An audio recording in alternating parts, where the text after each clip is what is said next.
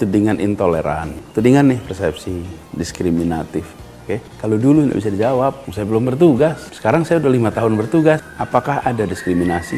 Apakah ada intoleransi? Apakah ada penindasan kepada keberagaman? Apakah justru muncul persatuan, kesetaraan, kebersamaan? Nah, itu lihat aja 5 tahun ini.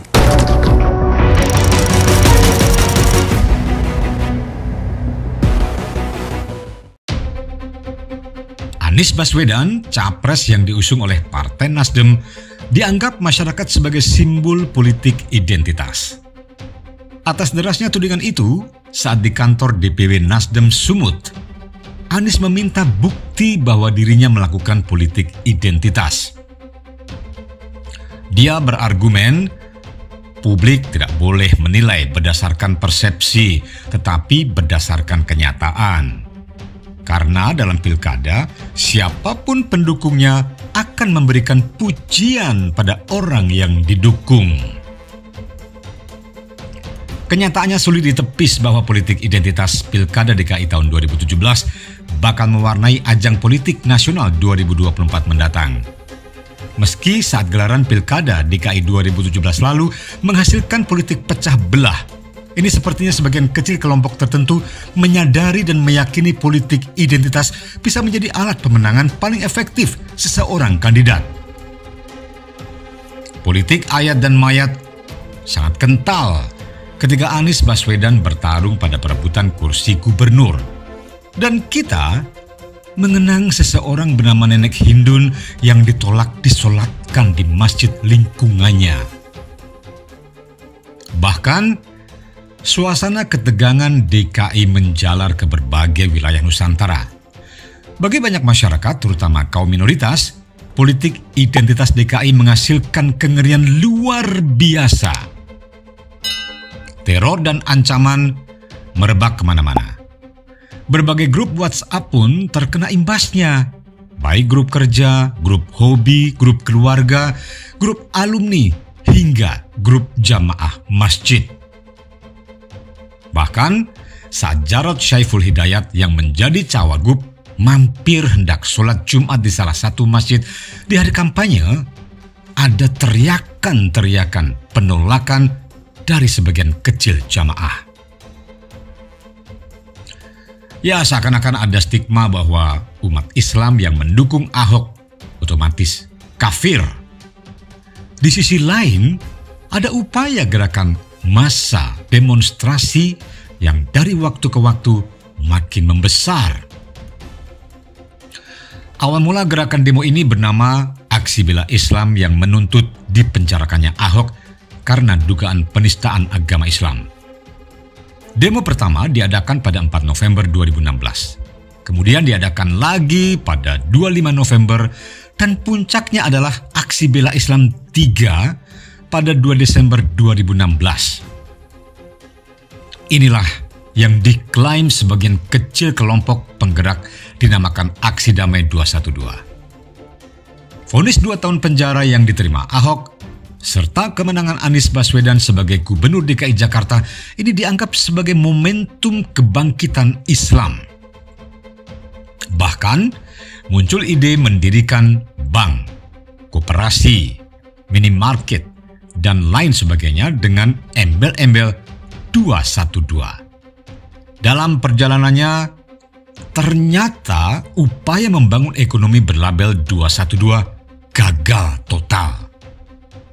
Kemudian muncul beberapa kasus dari 212 Mart, bahkan yang terakhir Koperasi 212 menerima kucuran aliran dana dari ACT, sebuah lembaga donasi dengan alasan untuk pelunasan utang. Diterimanya Imam Hasan bin Ali Award tahun 2022 sebagai tokoh penting perdamaian di Indonesia dan masuknya nama Presiden Joko Widodo dalam 20 besar tokoh Islam berpengaruh di dunia di antara 500 nama selama 7 tahun berturut-turut tetap tidak mereka anggap. Pilpres 2024 sudah semakin dekat. Apalagi proses persiapan capres-cawapres di antara beberapa partai politik sedang terjadi. Sepertinya pola yang sama sudah mulai digerakkan. Hal itu bisa dilihat dari berbagai pemberitaan media, setidaknya ada benang merah yang bisa ditarik bahwa kelompok-kelompok itu mulai turun ke lapangan. Sudah ada buletin politik yang disebar di masjid dan buletin bernama KBA News yang mengupas hanya tentang Anies dibagi-bagikan. Pembagian buletin ini mengingatkan pada penyebaran buletin obor rakyat yang berisi fitnah pada Presiden Jokowi. Demikian juga munculnya EF Saifullah Fatah yang berbicara di sebuah acara talkshow media online. Ini persis jelang Pilkada DKI. Salah satu pokok pikiran yang dikemukakan EF yakni menyebut bahwa Jokowi telah menjadi petugas partai sejak menjabat wali kota. Sementara Anies Baswedan sewaktu menjabat gubernur DKI tidak menjadi petugas partai manapun. Mari kita cek faktanya. Pada Kabinet Indonesia Maju kedua, ada 4 menteri dari PDIP dari 34 pos menteri. Apakah hanya PDIP yang memiliki 4 menteri di kabinet? Tidak.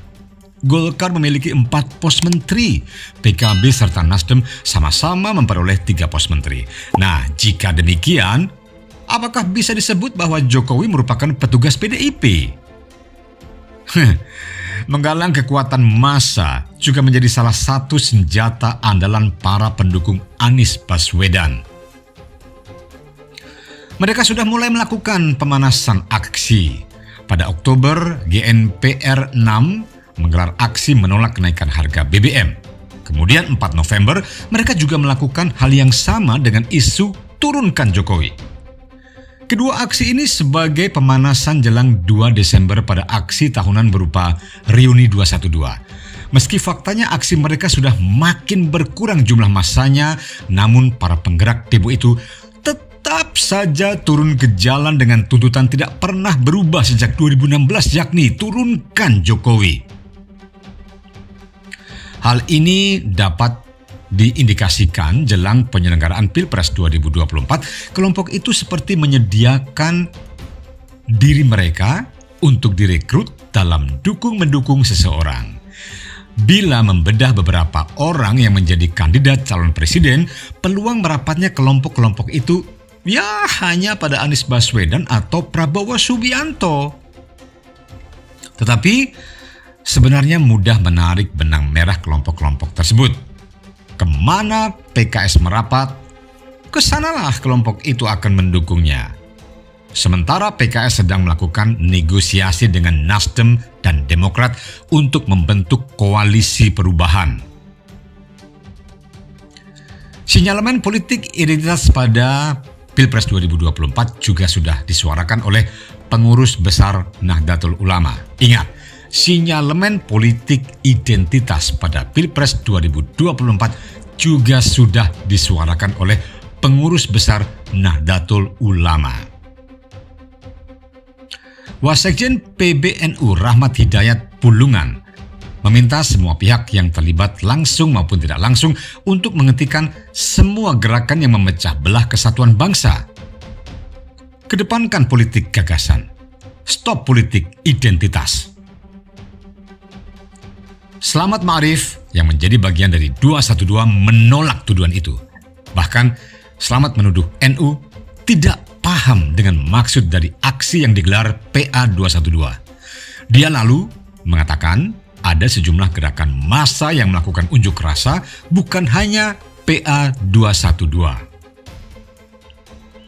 Namun perkataan Selamat berikutnya makin membuktikan bahwa politik identitas sebagai main issue. Bagi penggerak 212 itu, politik identitas merupakan hal wajar serta menuding pihak yang tidak melakukan politik identitas membuktikan tidak memiliki identitas. Inilah sesat pikir yang ada di kelompok kecil orang yang kebetulan beragama Islam tapi egonya sangat tinggi. Setiap individu tidak bisa dilepaskan dari identitas tertentu seperti jenis kelamin, suku, ras, agama, bahkan pilihan politiknya. Tetapi pilihan politik seseorang seharusnya tidak dilandasi identitas tertentu, melainkan pada program, kemampuan, kapabilitas, serta kinerja yang sudah ditunjukkan. Pada titik inilah sebenarnya celah politik identitas itu digunakan. Para pelaku politik identitas selalu menyerang pemahaman bahwa setiap warga negara punya hak untuk memiliki identitas, baik agamanya, sukunya, ras, bahasa daerah, dan lain sebagainya. Narasi politik identitas akan dibawa ke dalam upaya menghilangkan identitas diri seseorang.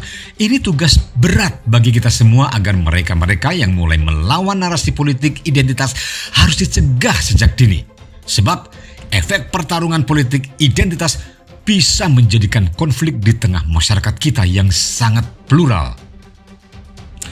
Ya, jangan sampai ketegangan-ketegangan pada 2017 kembali terulang. Dampak politik identitas itu sangat mengerikan bahwa tidak mustahil konflik saudara atau konflik agama di negara-negara Timur Tengah bisa terjadi di bumi Nusantara. Jadi Arabisme yang salah arah. Dan orang Indonesia sebagian kecil, orang Islam, menganggap itu seperti Islam. Dan saya katakan tadi bahwa orang Arab walaupun mengerti bahasa Arab, belum tentu mereka paham Islam. Itu saya katakan tadi ya. Mereka senang dengar itu.